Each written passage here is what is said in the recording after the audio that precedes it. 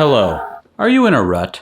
Allow me to help you get out of your rut, or stay out of your rut. What's a rut? Sometimes in life, you feel like you need a change. You're feeling down, bored with the routine, not doing what you've always wanted to do, not being who you've always wanted to be, not peeing how you've always wanted to pee. Well, I can't help you with that last one, probably. I certainly don't want to, but here is how you get out of a rut.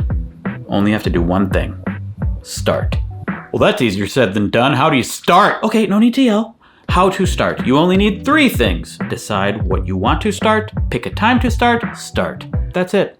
Simple. That's easier said than done. How do you decide what you want to start? Okay, let's get into the details. 1, decide what new thing you want to start. At first, this might seem like the hardest thing to do. What is it you want to do forever? What is the meaning of your life? That's tough stuff. My dog's about to jump down from the windowsill, down the couch.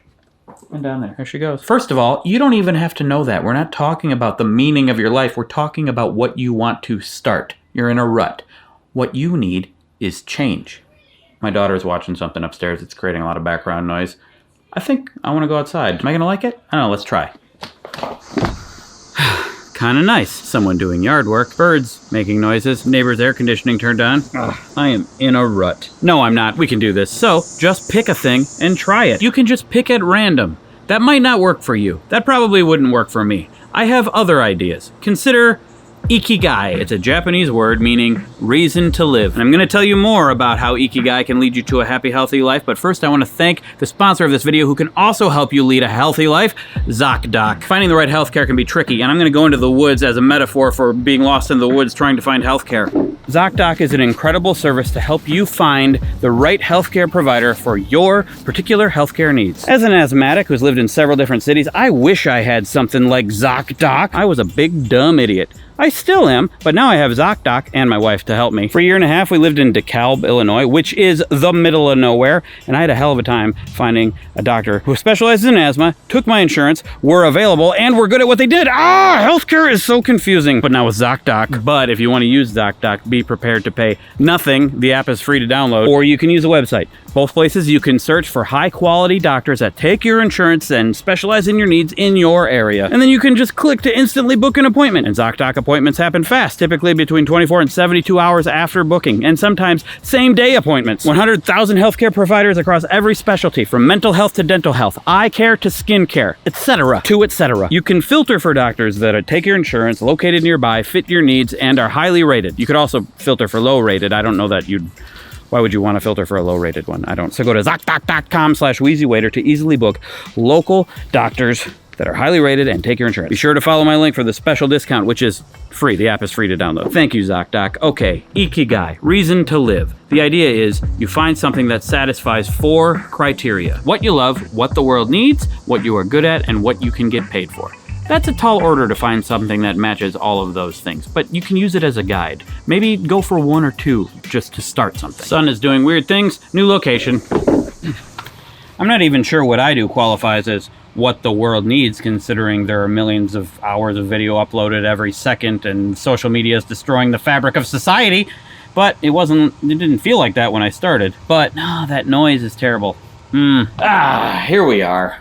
Same place as before, but it's quieter now. Anyway, regardless of me doing what the world needs, that's my problem. I'll do some soul searching. And it doesn't even matter. You don't need to hit all these marks. You didn't even ask to be on this planet. Why do you have to fill it with meaning? Not everything we do has to magically save the world. Though many of you are probably here because you have a deep down desire to do something that matters. And I get that. But you gotta take care of you too. And also, you just gotta start. But if you can't get over the what the world needs bit, I have another tip for you. It's a website called 80,000hours.org. It's not a sponsor. I have nothing to do with it. I'm just a dude who thinks it's useful. Apparently, 80,000 hours is how much you spend in your career throughout your life. And this site is a career guide to help you figure out how to make the most of that. It lists the world's most pressing problems, most useful skills to have, most impactful careers, most etc., etc. And if you didn't know about that site before I told you, please go do that, because then that means I did something that matters. Ikigai! I hope all that helps, but you might not even be looking for a big life-changing thing. Maybe you just want to work out more or brush your teeth.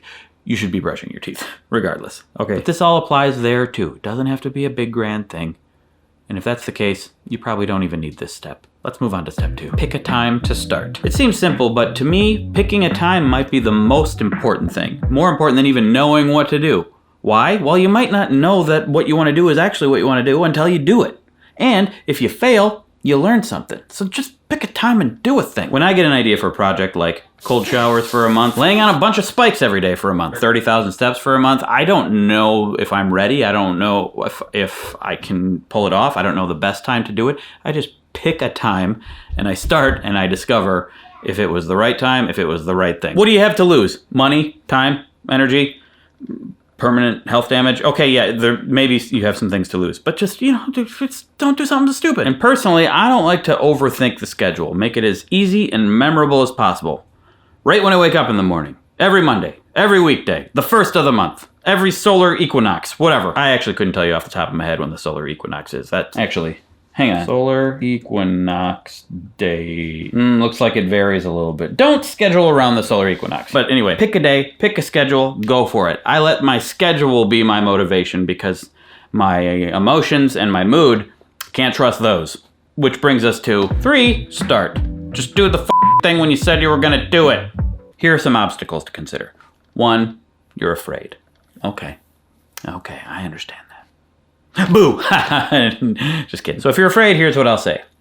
Suck it up, Buttercup! No, I mean, what are you afraid of? What if I fail? What if they hate it? What if I hate it? What if I poop my pants? Well, one thing you can do if you're plagued by what ifs, flip them. What if I succeed? What if they love it? What if I love it? What if I poop in the toilet? Also remember, it's just an experiment. You are trying something. There is no failure. It's like saying, oh, I want to play Elden Ring. And you pick up the controller and you start playing Elden Ring and then you immediately get killed by the tree sentinel. It's not failure. The goal was to play the game. Of course you're going to die. It's Elden Ring. And if anyone criticizes you for whatever it is you try to do, they're just jealous because they didn't try. Unless they did try and they are good at it, well then they're just super jerks. Shut up, jerks. There, I did that for you. You could even make that a GIF if you want to. Shut up, jerks. Or maybe they're just being helpful and constructive. Learn to take constructive criticism. You're new at this.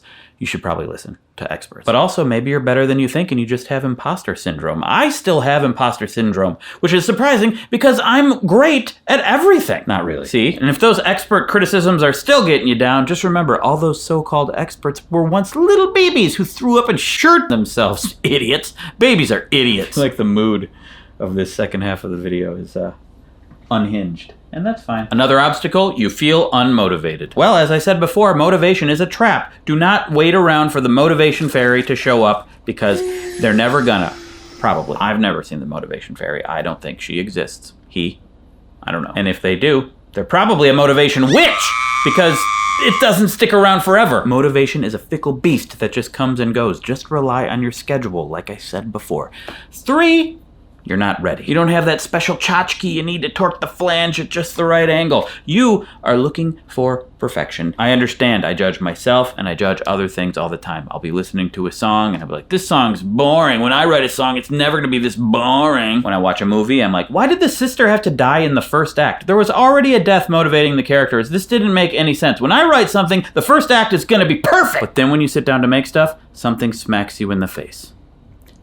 An owl. No. Reality. Reality does, but owls are dangerous. You start to discover why there are so many things that you perceive as flaws in so many other things, because making stuff is hard. And you start to understand that you're going to have to accept some flaws if you're ever going to make anything, because nothing is perfect. But seriously, why did they have to make her die at the beginning of the movie? Like, there was already a death, and wasn't the movie supposed to be this funny concept based on the trailer? They barely touched that concept. I can't believe this was an Oscar-nominated movie. I mean, Jeffrey Wright did give a great performance. But, okay, all this to say, ignore the crap, screw the consequences, decide what you want to do, pick a time to do it, and then just start and figure it out as you go. That's my way. That's how I've been doing things, and that's led me to where I am.